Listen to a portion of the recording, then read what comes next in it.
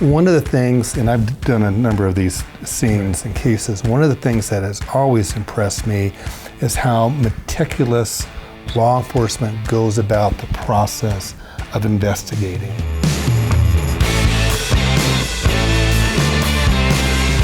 Welcome to Shooting Straight with Brad and David. I'm Brad Carline, your Navajo County attorney, and unfortunately Sheriff Klaus could not join us this month, but in his place he sent Brian Swanty. I'm the Chief Deputy at the Navajo County Sheriff's Office.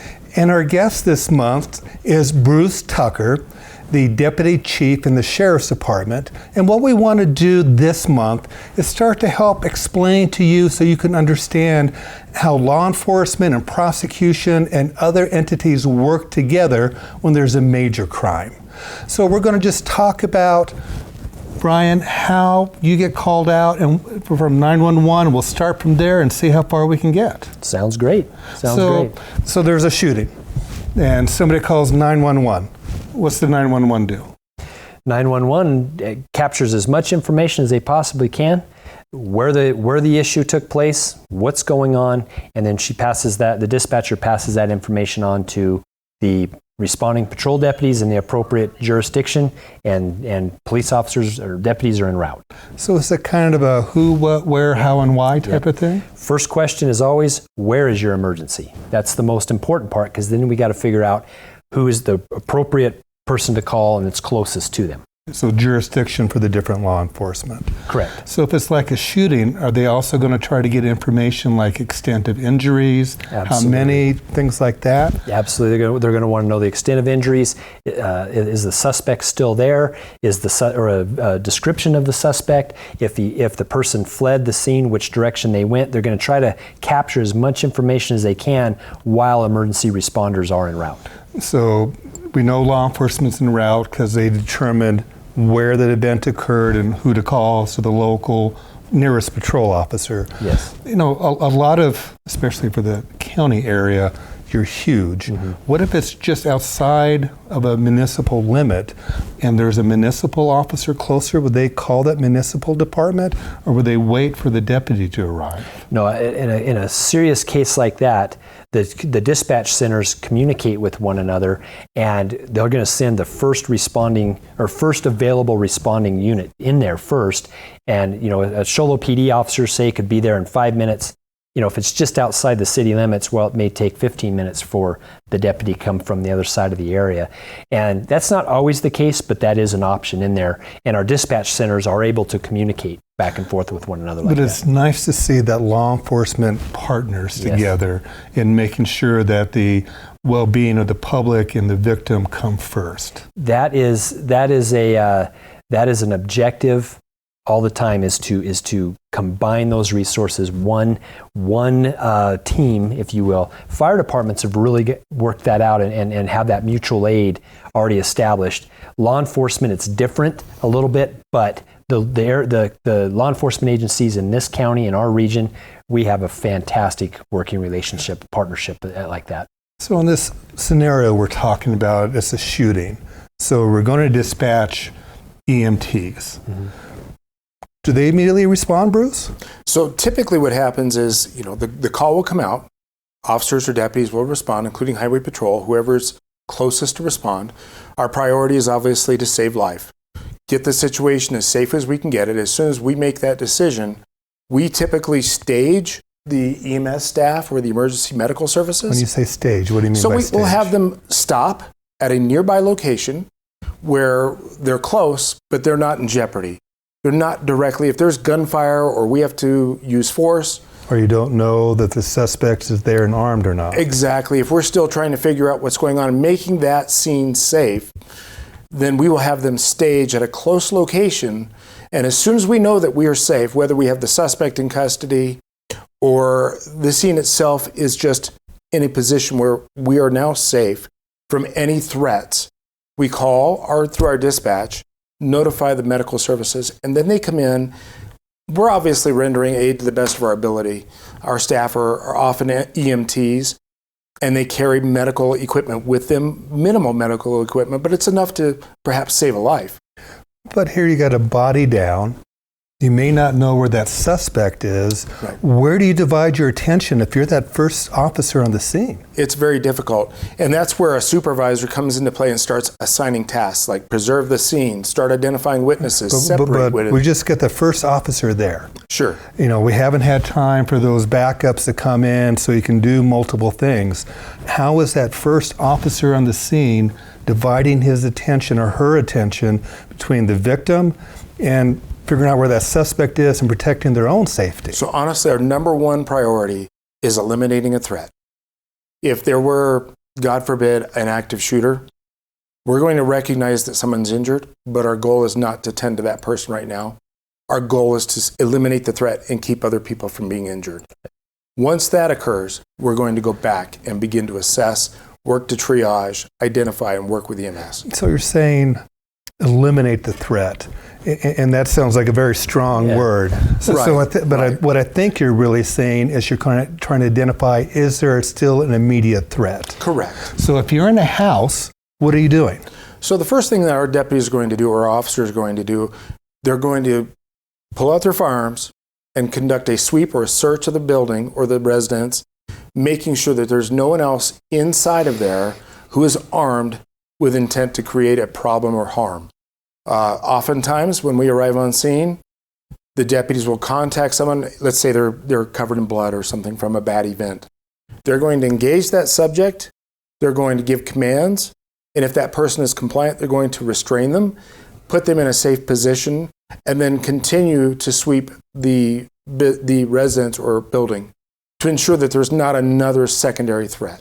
Say there's other people in the house too. Do you know who, at that immediate time, who a potential threat is? So how do you protect yourself? That is a touchy deal because we don't know if they're friend or foe. We don't know if they're suspect or victim. We don't know if they're a witness. And like the deputy chief says, you're going to go in, you're going to basically restrain everybody.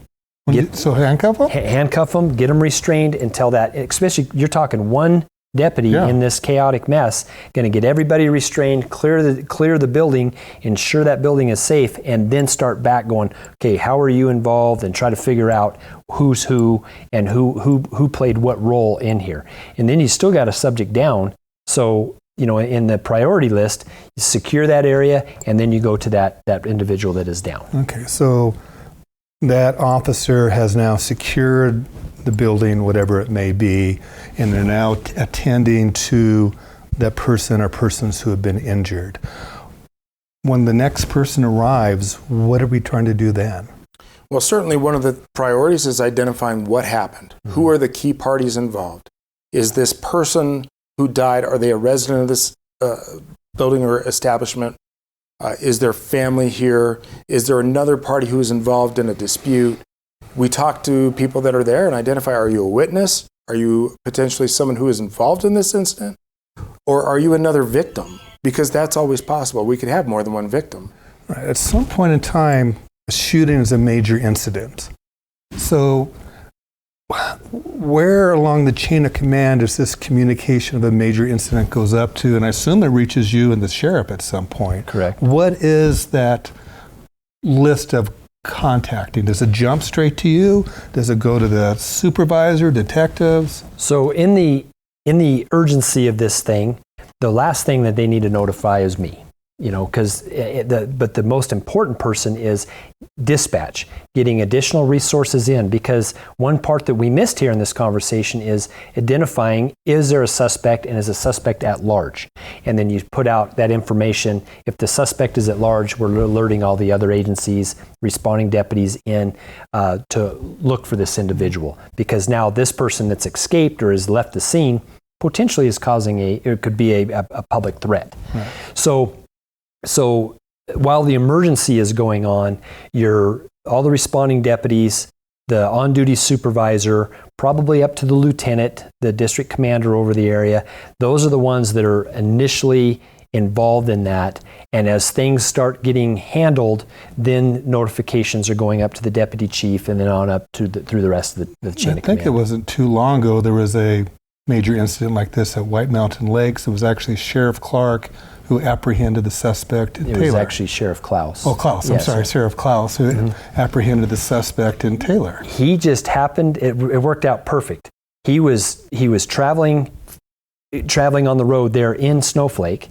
When the call came out, the radio call came out. He monitors his radio. He looks up, and there's the suspect vehicle. So he calls it in, says, I have the suspect vehicle at this gas station, and a Snowflake PD officer pulled in right behind him, and the two of them took him into custody. So it worked out perfectly. So for the sake of this discussion, let's say the suspect is at large. So second officer arrives. Do they take command of the scene until somebody of a supervisor nature, or somebody remotely be a supervisor on this? So it's fluid. There's really no rule on who's going to be in charge. Just somebody needs to take initial charge there. But yes, once a supervisor gets on scene, then they're going to kind of step back from that a little bit, and they're going to manage what's going on and direct and coordinate further response. And okay, so we got scene secured. EMT is taking care of the injuries of the victim in this case. What are you guys doing while EMT? So, if I may, oftentimes what happens is I get notified, our detective sergeant may get notified, or information gets passed through our chain of command. We begin to assess how many scenes do we have. Sometimes if we have more than one person, we may have someone deceased at a scene. We may have others who are transported to a local hospital or even flown to the valley. Every time we have someone who's injured or we make a traffic stop on the suspect, each of those become unique and individual scenes that I need to dedicate resources to preserve evidence and properly handle those individual scenes. The suspect who has fled in a car, for example, that car may become a scene. It may have evidence inside. It may be blood evidence. It may be a firearm. That person, that suspect driving that car, is also potentially a scene. His clothing may provide evidence. I've worked homicides before where subjects have shot multiple people at close range. That causes human bodily fluids to come back on their clothing. I have to collect the clothing properly. I have to make sure it's done legally. So all of those are scenes and evidence. The person who goes to the hospital may have a projectile or a bullet still inside them. I have to have a detective follow up through surgery with the medical staff to properly recover and preserve that projectile for forensic examination at the crime lab that the Department of Public Safety operates. We can have a firearms analyst compare our known gun, let's say that we recover in a car, to the bullet that's recovered from our person. The person, let's say, God forbid, they're shot and killed. That person's going to be seen by a pathologist, whether it be in Coconino County for us, or perhaps even down in Pima County. During that forensic examination, the post-mortem examination or autopsy, we recover evidence there. It could be something so minute as fingernail clippings. If an adult female is sexually assaulted and murdered, the chances are she may have clawed at the suspect, which could gather human cells underneath her fingernails. So we collect as much as we possibly can. All the CSI stuff that people watch on TV. Yeah, correct. Yes, sir. And it doesn't come back in 3 minutes. I mean, you can't get this whole thing done in an hour? You can't send it over your phone and go, oh, yep, that's the there's the suspect. Dang. We're advancing every day, but it still takes months sometimes for the analysis of DNA to come back. You know, Chief Swanee, you talked about the cooperation and collaboration of law enforcement in Navajo County, and there's actually a formalized agreement for a task force for these type of things. Can you explain, one, how you trigger the task force and what the task force is doing? Absolutely. So we'll use a hypothetical situation that occurred in a county region. So we get there. We've gone through all these steps that we've talked about here. The detective sergeant gets on scene and recognizes, okay, I've got this scene, I've got a subsequent scene outside, I've got a vehicle over here, I've got an individual at the hospital. Well, right there, with the staffing that we have in our detective unit at the sheriff's office, we can't handle all those scenes. So the detective sergeant at that point would communicate with the deputy chief and say, we need to I've got too many scenes here, we need to activate the homicide task force. And so the detective sergeant or the deputy chief would then make a phone call to Show Low PD or just put out a all call, and everybody that's on this all call, then they respond.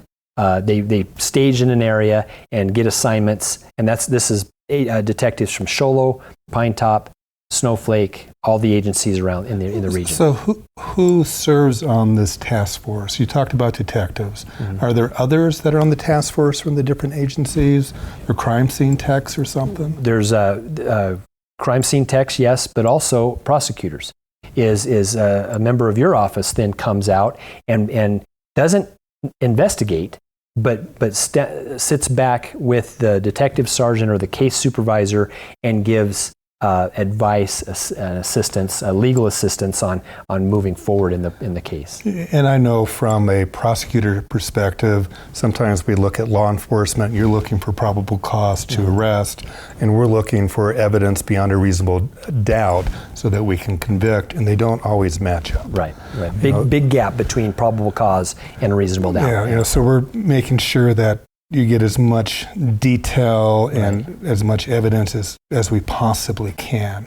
One of the things, and I've done a number of these scenes and cases, one of the things that has always impressed me is how meticulous law enforcement goes about the process of investigating. Mm-hmm. I remember being in a command trailer on a case, and you're assigning out different tasks to people, you're tracking it. Talk about that system that you use and how you are able to manage so many moving pieces and so many people participating.